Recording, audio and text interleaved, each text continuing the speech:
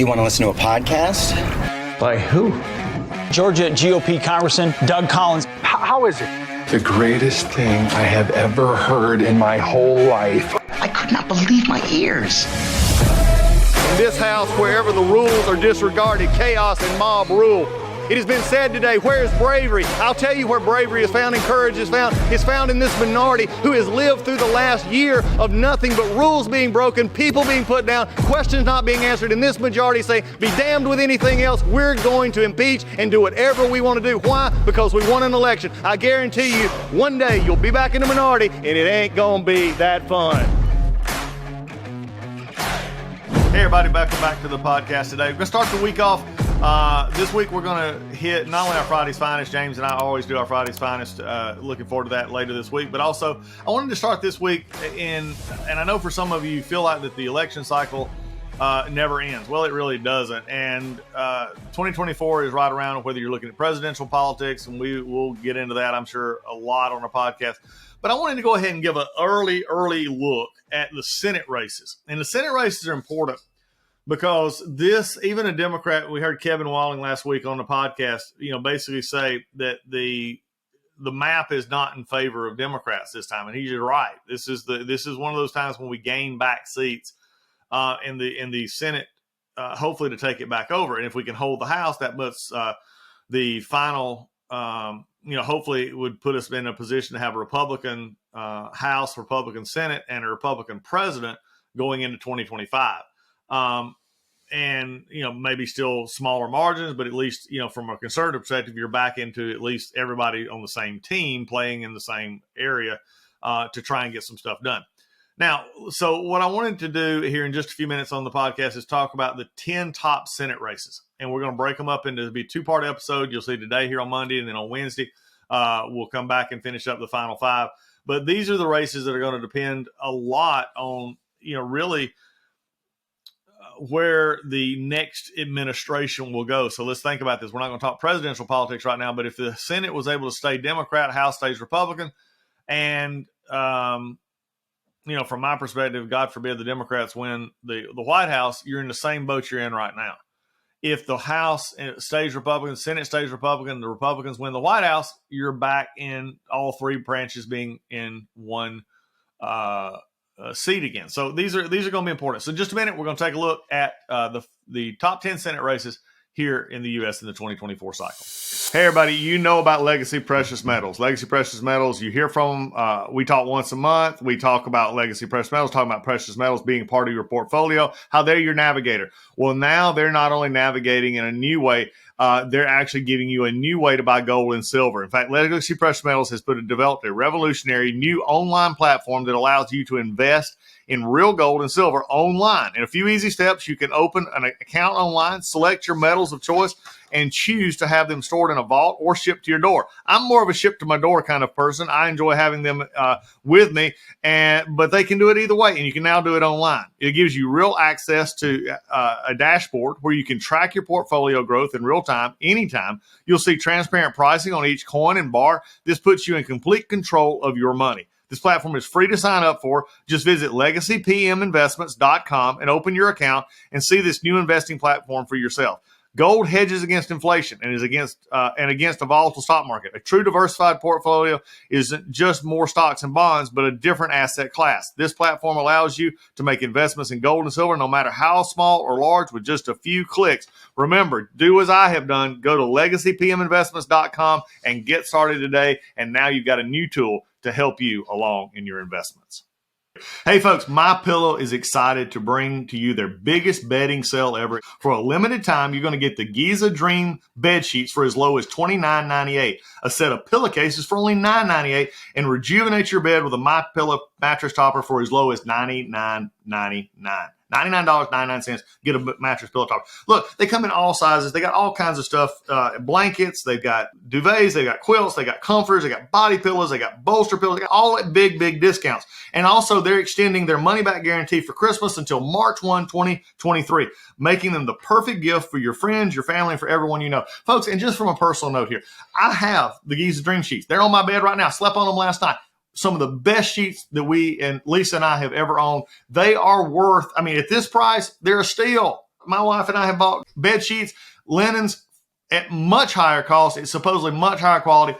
These from MyPillow are at the highest of quality, and at a price like this, you can't beat it. So go now to MyPillow.com, use promo code Collins, Collins, or call 1-800-986-3994, and you'll get huge discounts on all the MyPillow bedding products, including the Giza Dream bed sheets for as low as $29.98, and get all your shopping done while qualities last. And remember, put in that promo code Collins for these discounts.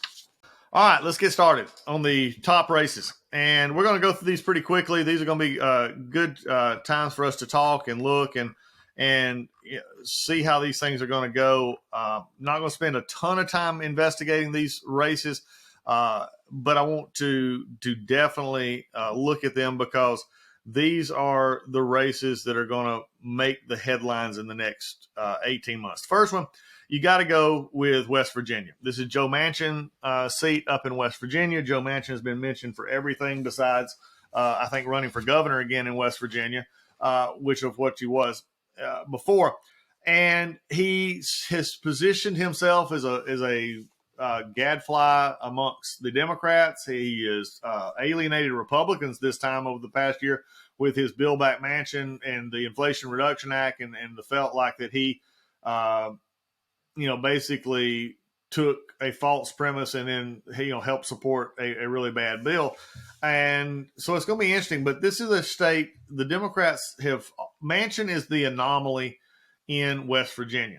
And when I say anomaly in West Virginia, you have to understand this is a state that Donald Trump carried by 39 points in 2020. So this is, not fertile Democrat ground, even though Joe Manchin, who has been a governor there, he's still very, very well liked, has a huge political machine in West Virginia. He has been breaking with the White House, overriding veto, voting to override vetoes, the debt ceiling stance. I mean, he was pretty upset about that. The interesting cycle about this, though, and I've heard this from more than one, the discussion is Joe Manchin actually going to run for Senate, or is Joe Manchin going to hold out to see if Joe Biden implodes later in the fall? And if he implodes later in the fall, then you could actually see maybe a different, look at this, in that he may run for president on the Democratic side. I think that would be a nightmare for the Biden administration if you had Manchin coming out and running a full-fledged campaign against Biden in a primary. I think that would just be the ultimate, they don't want to have happen. So I think these are still going to be interesting issues as you go. Manchin, first quarter fundraising, didn't raise a whole lot. He raised $371,000, which is not a lot for a senator who's going into cycle. You got the Republicans already attacking, but Manchin does have $10 million in the bank, and he will get a lot of cover from some groups. The real issue here is, though, is Jim Justice is there's several candidates running for the Republican primary to go against Manchin. Alex Mooney, who's a current House member, the governor, Jim Justice, is getting in the race. And, he was a Democrat who switched in 2017, but he he's very wealthy, has high name ID. He's very well liked. And it's going to be interesting. The interesting thing about this is, once I think Justice gets out of the primary, the question will still be for me is, where is Manchin? Is he going full in on the Senate race, or is he still holding out here? I look, this is a seat. If Justice is our candidate on the other side, now I know Mooney pretty well. Mooney would have a good shot at this as well. I think Justice has your best shot of flipping this seat. It is the number one ranked flip seat in this cycle on the Senate side. So we'll just have to see. And Steve Daines, believe me, I know Steve fairly well. Steve is running the National Republican Senate Campaign Committee, and he's going to go hard in the paint here to flip this seat in West Virginia. It's been one that we've looked at, thought we could get for years. This will be our best chance to actually get it. Let's switch out to Montana. Montana is another seat. This is Jon Tester, who is another Manchin-like candidate who just has a strong hold in Montana. Interestingly enough, again, though, he is raising money. He raised $5 million in the first quarter, and more than $1 million of which came from small donors. This is being reported all across the media. But he's running in Trump territory. Montana went Trump 16 points in 2020, very similar to what we saw in West Virginia.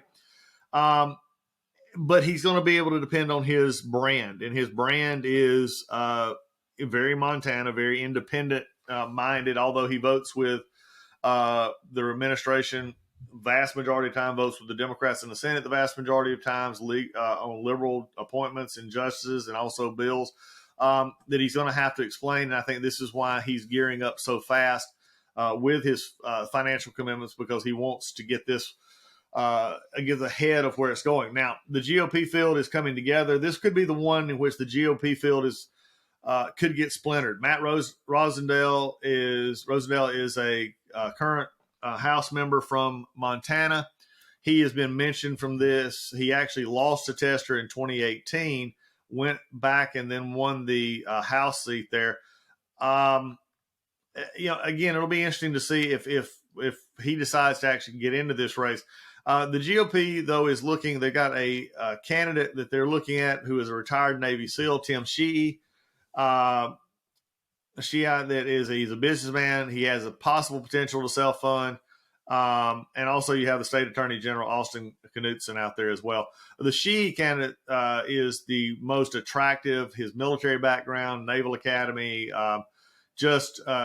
business background. That would be a very, very good candidate to put up against Tester. So Montana, a second move to flip. We'll see how that goes.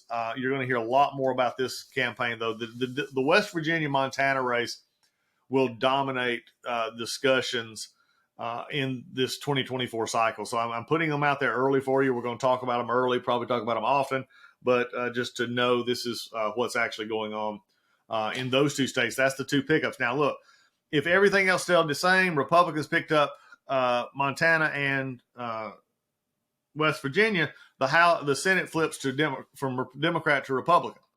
And so this is why these two races are so important. It's why the Democrats are really gearing up and are fearful in those two races. Another one is in Ohio, and it's Sherrod Brown. Ohio has been trending red for the longest time. Brown is the only Democrat to win a non-judicial statewide race in Ohio since 2010 time frame. There's another state in which Donald Trump carried it by 8 points. J.D. Vance was just elected in a statewide race for Senate against Democrat Tim Ryan, who was a very well-known congressman from Ohio. But it beat him by 6 points. And, even though the Vance had some struggles, he still pulled out the race very much. Brown, though, again, still that institution. We're seeing these three candidates and the Democrats in these top three races are very well known in their communities. They're very well known in Ohio. So it's going to take a lot to be able to topple them, especially with the work that he's been able to do. Now, he's again taking it very seriously. He's raised $3.6 million in the first quarter, but there are wealthy Republicans who are getting in this race as well. Bernie Moreno, who it looks like early Trump support here. You have State Senator Matt Dolan, who his family owns the Cleveland Guardians baseball team. I think he ran last time. Both actually ran for Senate in 2022. Moreno dropped out before the primary, and Dolan ran as a moderate conservative, which didn't. He finished third in a crowded field. Others who have not jumped in this race and probably won't are Warren Davidson, Jim Jordan, others in that area who are very well known in their congressional delegations, but at this point have not decided to jump in. This will be a more interesting race. Ohio is still a little bit closer than the first two that we talked about. Being Montana and West Virginia. So it'll be, if this trend holds in Ohio of the red move that they have had over the past few years, this one should be a Republican pickup. again, there's 3 pickups. You pick up 3, you've got 1 to spare in the majority column. So we'll see how this one races. This will be probably a very expensive race, and probably a very tense race if you look at it from a perspective of who's going in and who in the 2 candidates and the self-funding aspect of this race. So just sit back. It'll be just like it was with the Vance race. I got a feeling here it's going to be tight up until the primary, and then we'll see how the general pans out from there. Number 4 is Arizona. Arizona is probably going to be one of the more interesting seats. I mean, Kari Lake is still, up until just recently, still going through lawsuits based on the governor's race from last fall, in which we lost the governor's race, the Senate race out there, and everything. The interesting part about this one, though, is that Kyrsten Sinema has decided to run as an independent and not as a Democrat. It's not surprising for those of us who've known Kyrsten Sinema for a while. She is very independent. She doesn't like to be labeled, drawn into a box that she doesn't draw herself. And so for her turning and seeing the issue in the state as being very, very close, it wasn't a surprise to see her make this move. It's a surprise in the environment in which it is. Now, Ruben Gallego, who is a Democrat, very liberal Democrat from the state, is running to her left. He outraised Sinema $3.8 million to $2.1 million. We'll see if that actually holds. This is my key in the Arizona Senate race. Gallego has to not only continue to outraise Sinema, he's also got to make inroads into Democrats who like Sinema, even moderate Republicans who like Sinema, and to say, look, we don't need a non-liberal, and that's the route that Gallego is running here in this seat. We want them to be a true, liberal Democrat and not a independent-minded Sinema who has turned away from the Democratic Party. This will be an ugly race. This will be one of those that's going to be very sharply contested in the primary.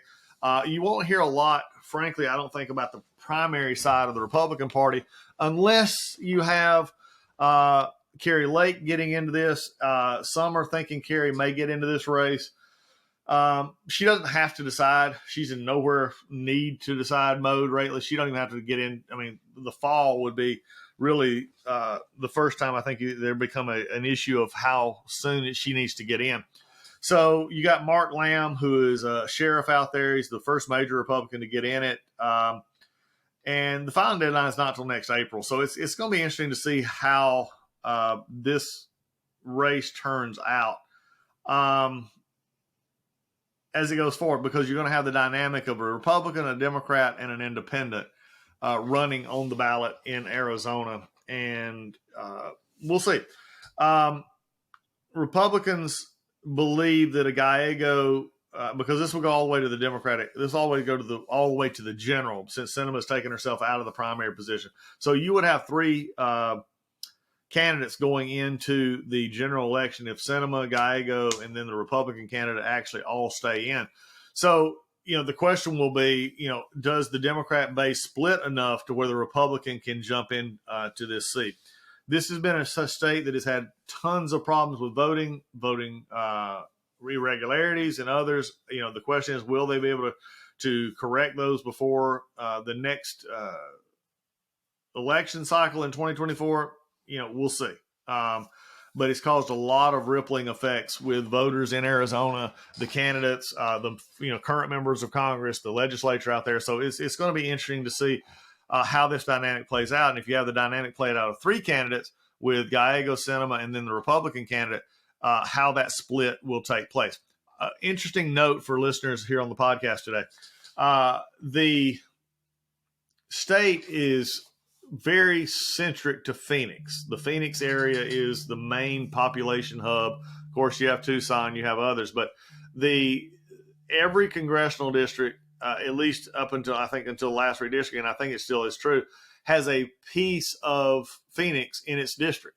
So you look at Maricopa County, every congressional seat in Congress has at least a little bit of Maricopa County, which makes this a very interesting race to watch, because most of your votes and most of everything that happens in the state comes out of Maricopa County, which is the Phoenix area. So these will be interesting to see is how this fades out.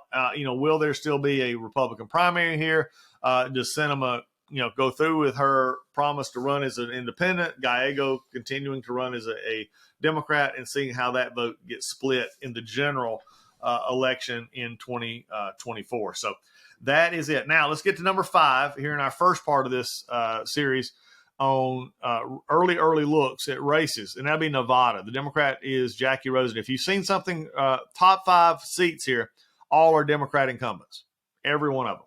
And so this is what gives Republicans the hope that they can actually win these seats, because these are tight seats. These are seats in which Republicans have done well in other races in the state, but yet they've made these Senate races much more closely watched. Democrat here is Jackie Rosen, and again, running for a re-election. She was elected in 2018, which was a midterm year, not a presidential year, and I think that's an interesting point to take. She won by 5 points. Last fall, the Cortez Masto, who is the other senator from Nevada, barely beat Adam Laxalt by less than a point. So again, this was last year was a off-year election. Now we're seeing another presidential election in which this is going forward to see how this breaks out. So looking at it from the perspective of just how close this race gets, you got to look at it in the presidential primary year and the non-presidential primary year. This will be in a presidential year. Let's look back and see how the state got there. It does tend to get bluer in presidential years, but Clinton and Biden both carried it by only 2 points. Very small margin here. Republicans have been, they've had some issues with candidates.